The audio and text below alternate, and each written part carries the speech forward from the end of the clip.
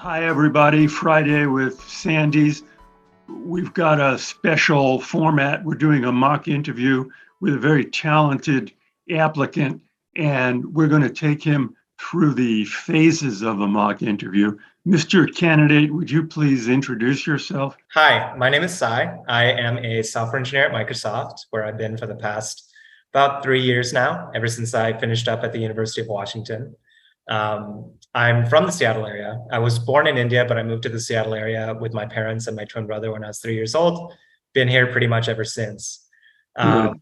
And we're just, this is for purposes, this is not a mock interview answer. I want to get your background for our listeners. Okay. And you've got, so you worked at, you've been working at Microsoft. You're from India. Where'd you go to college? University of Washington, Seattle. You graduated with a 3H.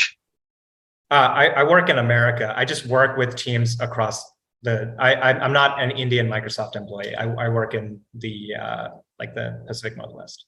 Yeah, you're a software engineer at the HQ in Bellevue, and you got a 7. This is notable, folks. This guy has got a 780 GMAT, and with a 99 verbal and an 87 quant.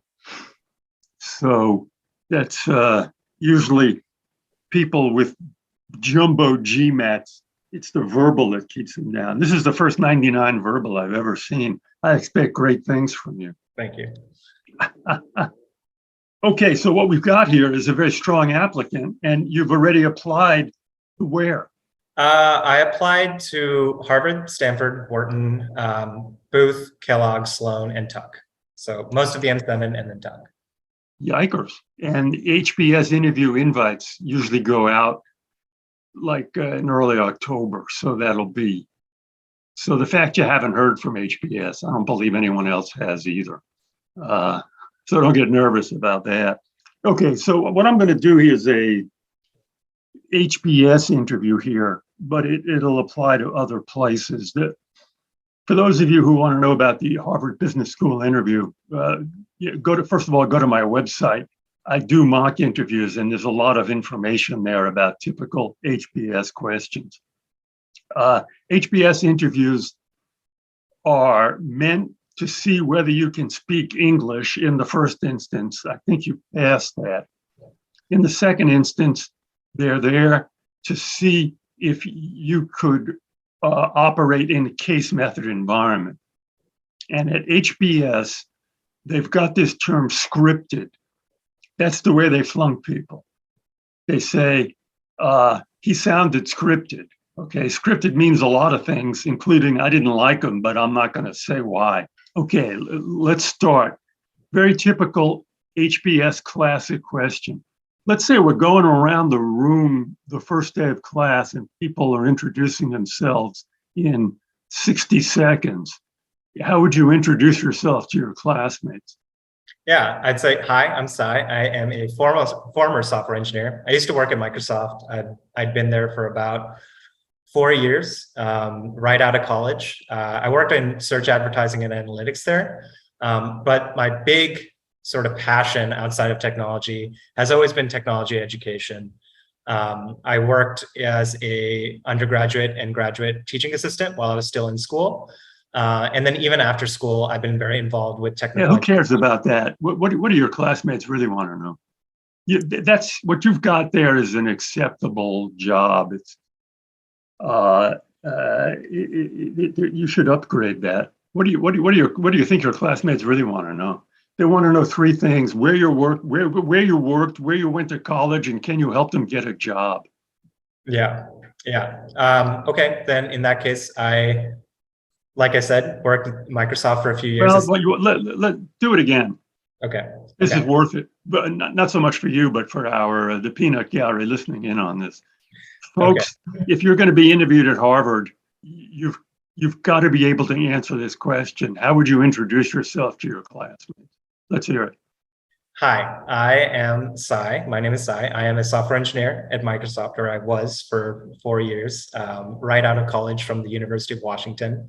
While I was there, I worked on products related to the search advertising and analytics space. So I'm pretty familiar with that sort of stuff. And I'm currently interested in technology and product management for after my time at Harvard. So if you guys are interested in that stuff as well, I'd be happy to connect over that. It would help if you threw out some non-business stuff, like I'm also a great Dungeons and Dragons player if anybody wants to start a club. Yeah. So what would you put in that category? I would just say I love to hike and ski. I'm from the Pacific Northwest, so the outdoors are pretty important to me. So if you guys are down to ski, let's get some trips going. Okay, good. What do you want? Let's go back to this. Pretend the interview here. This is a very frequent question. What would you want your classmates to know about Microsoft? I think Microsoft is a great place to get the fundamentals of whatever you're trying to do, right? If you are a software engineer and you want to become a strong fundamental software engineer and have a good understanding of now, your classmates already, they either know that or don't care. What they're interested in is, everybody's heard of Microsoft. It's got a reputation. You're from there. So what the answer is, you will, not in these words, but in the content of what you say, you will either confirm the reputation or you will disabuse people of the reputation. Okay. You know what I'm saying? Yeah. I would say Microsoft is a great place to start your career. But you are very much in charge of your own growth, and it's very easy to stagnate if you're not very active in how you manage it. That would be the okay. That's good. Okay, Microsoft is a place where you have to hustle. Okay, you have to make things happen. It's a good place to start your career, particularly if you're on the engineering side, and you have to make things happen. What were the managers like at Microsoft? Were they? Did they have MBAs, or does Microsoft hire MBAs, or did they go, we don't need no stinking MBAs? Microsoft definitely hires MBAs, particularly in the program management role, but it's not necessarily a prerequisite. My managers at Microsoft, within the engineering track, MBAs are neither expected nor really, I don't think they really think about them at all as any sort of advantage, but that's because the track is inherently technical, right? Within product management roles, specifically in more consumer-facing products, MBAs are much more valued, and they have a lot of utility, I would say. Okay, could you tell us about Microsoft? What's up with Microsoft? How's it doing? Is it going up or down? What's the stock doing? How has it faced challenges from Google? What are its challenges? Yeah. So, all the SWOT. Yeah, let's do this. The SWOT thing, SWOT. You've heard of that, right? That's all right. Don't worry. That's not the question. Strengths, weaknesses, opportunities, and threats. You should be able to go through that from Microsoft, even if they don't ask it that directly. You should have the answers for all of those things. Yeah, absolutely. I think that Microsoft currently it has a lot of strengths in terms of institutional products like Office, Windows, and then the growing cloud business. So in terms of enterprise software, it's a very entrenched player, right? But it doesn't necessarily have the cachet in terms of consumer products outside of, say, Xbox, right? In search advertising analytics, I like to joke around whenever I say that, oh yeah, I work on... I don't know, I kind of use Microsoft Word. Doesn't that dominate the industry? Or am I wrong? It does, right? But it's still it's an enterprise focused product it's a legacy product, essentially, right? Where that's not necessarily a high opportunity or a high growth opportunity for the business. What is a high growth opportunity for the business is... That's under opportunities. You see, strengths are, well, Microsoft has several strengths. It's got an unbelievable brand name, and it's got some very powerful legacy products that are bringing in X billion dollars a year, and those include Word and blah and blah. Yeah. You get the difference? I see what you mean. Yeah. You're not doing an analysis. You're giving us your opinion. We don't need your stinking opinion.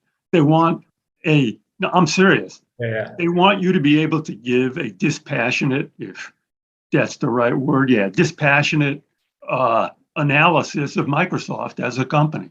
Sure. Can I try it again? Yes, please do. Okay, yeah. So Microsoft's strengths, it has an incredible suite of legacy products and enterprise offerings from Microsoft Office, right? Everybody uses Office. And then its cloud business is doing really, really well. Its weakness currently, it could be doing better. I mean, it has a lot of different, businesses, right? But it could be doing better on the consumer front. The search advertising business is certainly not really as competitive. We don't have as much of a market share as Google, which is like, we're still number 2, but it's a distant second. Wait a minute. But by search, you mean Bing versus Google? Yeah.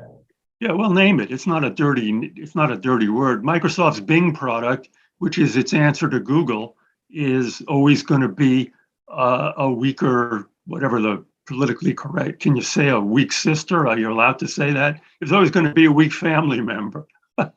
Yeah, just less popular in most conventional Western markets. Yeah. Right. So so that is a weakness. What are its opportunities? Well, one of the nice things about being the company behind Windows, and this is an active part of our strategy, I think, at this point, is that a tighter integration between the underlying operating system that everyone uses and also our web products. So advertising being baked in to the Windows experience, having the new Edge browser, which has been a success. It actually, I think, overtook Firefox as a browser for popularity. So we are making gains on the web experience front, and then yes, the cloud business is just booming. So there's lots of opportunities for the company to grow in that space. You sound like a hostage video. Okay, it sounds like you're reading something. This is it's a joke, but it's a deadly joke. If they feel that way, you will not get admitted to Harvard Business School, even with a 780 GMAT. Okay. Sure. Do you know what I mean when I say you sound? You're not. You sound scripted. You sound like you're reading this off a card. Okay. This is critical. This is the whole point of the mock interview. It's not so much the content. You're giving us the party line. Now I realize it's a difficult question.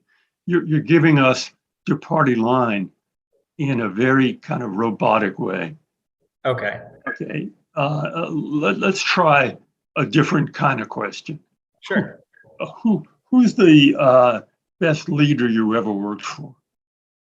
I would say the best leader I've worked for is the CEO of the nonprofit that I spend a lot of time with, simply because I think he's been through a lot. For context, the nonprofit works specifically with people who have been incarcerated. Oh yeah, that's not telling me anything. All right, this is the way you should be enthusiastic.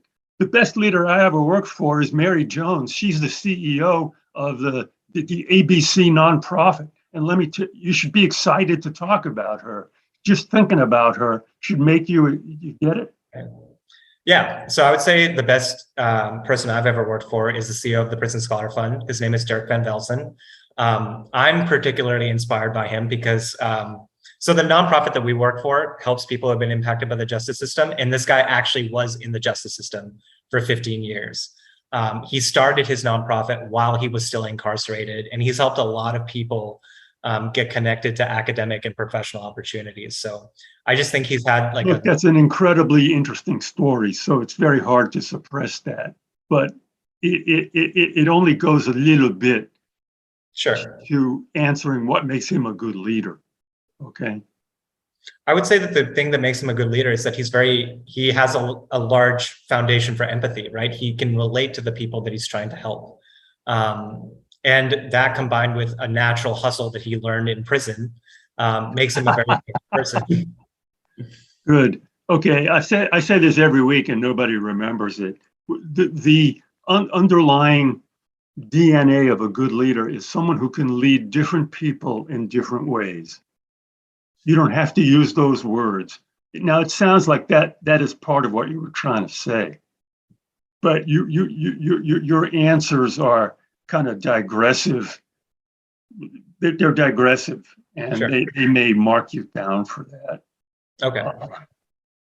You go, the best leader I ever worked for was Joe Blow at this nonprofit called X, and he was a great leader because he had to deal with X's and Y's and Z's, and he was able to lead those different groups as part of this organization. He had different leadership skills for each of those groups. I also saw him overcome a real threat to our business by doing this and this. Gotcha. Okay. That's the answer. Okay. Sounds good. What's the best thing he ever said to you? I think the best thing he ever told me is to stop being so cautious. I think so one of the programs that That's a great answer. Okay, and then what were the circumstances? Yeah, so as part of my work with this nonprofit, we've been trying to build a lot of partnerships within the tech industry to help people who have been incarcerated get jobs in tech, right? And I was in meetings with senior executives at tech companies, and I would be hesitant almost to make my ask of them for what I want, right? Whether it's like funding for the program or asking for certain resources or whatever, right? To the point where the executives, would straight up tell me like, it's okay, just be direct, right? So Dirk at one point just told me like, look, I know you're being cautious because you don't want to hurt the relationship, but it's good to be bold sometimes. And so in future, okay, you've got the seeds of a good answer there. Just present them with the bush when it blooms, if you know what I'm saying. Sure. Yeah, I understand what you're saying. It's a very good answer. Just make it a little more punchy without sounding scripted. Punchy, but not scripted, if you know what I mean. Gotcha. Here's one of their famous questions. What advice, if you had 5 minutes to speak with the CEO of Microsoft, whoever, it's not Bill Gates anymore, is it? What would you say? The question is, for everybody, if you had 5 minutes to talk, this question comes in two forms. One is if you had 5 minutes to talk to the CEO of your company, what would you say? I would say that the company could do better about aligning with its public principles, specifically in the case of like Microsoft has made a very public pledge towards fair chance hiring. And then within the company, as I kind of push for, trying to find opportunities for people who have been incarcerated to actually get jobs in like support engineering or whatever, right? I haven't gotten as much traction as I'd like. So in general. All right, okay, here's the way you would answer that. I would say two things. One would be, I would tell them something specific about my work at Microsoft, and that would be this. I would say, Mr. CEO, within our group, this is happening. And my suggestion would be to do this. And I'd also like to address you on another issue, which is this volunteer organization I belong to, where I think we're doing this and we could do this better. Sure. Okay. But for purposes of most people who don't work for the Prison Scholar Fund, the answer to the question is the CEO usually knows what the macro issues are with the company. So for you to tell the CEO of Microsoft, let me tell you something. I want to be really blunt with this. We got to do more about Google. He knows that. Okay, he doesn't need you to tell him that. All right. Right. What he's interested in hearing from is something from that's below his radar that you're bringing to his attention.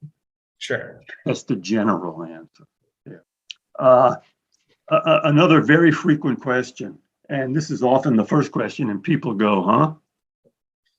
Why did you attend the University of Washington at Seattle? Yeah, I went there on a full ride or a full tuition scholarship. So financially it made a lot of sense. Plus it has an incredible computer science program. I'm also from the Pacific Northwest. Like I went to high school 20 miles north of the University of Washington. So a lot of things just kind of aligned. Financially it made sense, professionally it made sense, personally it made sense. Good, okay, that's a perfect answer. they've got this question, which might be hard for you. What was unexpected when you got there? I think I went to UW being like, oh, this is not my state school. I'm just gonna like, it's gonna be easy. Like I'm gonna be totally okay. And there were times academically where I really had to push myself. Computer science wasn't as easy for me as I thought it would be. And I struggled with imposter syndrome at points too, just because I saw my peers and I thought that they were doing so much better than I was. So I really had to I had to grow, I think, and get a little bit Boy, more. Once again, you're all over the place, but just taking the content of that, it might work. Frequently, what the answer they're looking for was, boy, what was unexpected was there were a lot of people who weren't from Washington, or there were a lot of people from Seattle, or what was unexpected was how how hard the first year course was. Those are acceptable answers. Okay. What was your favorite course? They spend a lot of time on college, particularly in your case, since you've only worked for one company. Yeah, I would say my favorite course was operating systems because I never really felt like an engineer before that class, but that class really pushed me and made me really learn to think like an engineer. It helped me a lot in terms of. Okay, once again, that's a good answer. You're not really explaining very well why. Like, how is that different from other classes? Okay. Isn't that what all classes do? Well, okay. I'm glad you asked. Operating systems goes into like the depths of like how a computer works, right? Like how the things that we take for granted in terms of what a computer does are actually very intentionally thought out by engineers to work in a certain way. Yeah, if you got it that much, here's another tip that I have, both for you and for everybody, and I say it every week. Answer the question immediately, and then do the back stuff. Gotcha. Okay. So the answer is, my favorite class was operating systems. And it was my favorite class because, unlike many of the other classes, we actually got to take apart physical computers and see how they work. Now, I'm making this up, but that's a good answer if it were true. And then in the course of doing that, I learned this, this, and this. So Gotcha. You need a headline, and then you have to explain it. Yeah, I think I see the recurring issue. I think I give a lot of context before jumping into things. Yeah, you play hide the ball. Very annoying. Answer the question immediately. You just got $1,000 of free advice, buddy.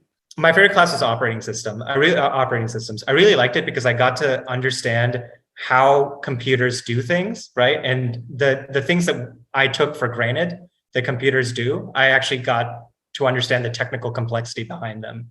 And through the process, I really grew as an engineer. I didn't really feel like an engineer before because I wasn't thinking at the fine level of detail that I think I needed to. Yeah, okay, blah, blah, blah. One of the things is, when as you have probably just learned, man, when you answer a question, you've either answered it in the first 15 seconds or you're never going to answer it. So okay. Don't try and dig yourself out. Could you give me an outline of your career? What do you want to do after business school? What would your second job be? And where would you want to be at the height of your career? Yeah. After business school, I want to move towards a product management position. Ideally, I'd like to move towards a product management position at a company like LinkedIn or an ed tech company, because my long-term goal is to work as like the director of product or some sort of high-level product-related role, specifically in ed tech, focused on getting people jobs. Good. Okay, that's a little better.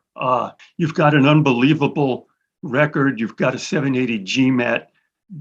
They'll be looking for you to F up so they can say, you know something? We rejected someone with a 780 GMAT, and I am not kidding. Okay.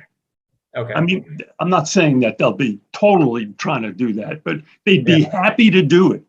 Sure. Uh, Can you be specific about what exactly is so bad at this point, other than feeling? yeah, you're not answering the questions personally. You're not answering them immediately. What you're Okay. doing is you're explaining the area that the question covers without involving yourself. You're not in the answers. Gotcha. Okay, that makes sense. I hope so. Okay. I'll prep. Na- I'll prep more. Name someone. Yeah. Okay. So let's finish off with this. And this everybody has to have an answer to this question. Name someone whose job you would want in 30 or 20 years or 30 years. I would say that probably this, the CEO of like Rick Levin used to be the CEO of Coursera. Someone like Rick Levin. Granted, he's more of an academic. The CEO of like a company like Udemy or edX, or even the head of product for like LinkedIn Learning would be a great. Yeah, those are great answers, and then be prepared for them to drill down on it. Sure. Okay, you got it. Yeah, I do. Good luck, and I think this has been helpful. I hope it's been helpful. Yeah, it's also helpful for our peanut gallery watching there. Okay. Yeah. Okay. Let us know how it turns out there, buddy. Great talking to you. Yeah. Okay. You too. Bye. Adios, everybody.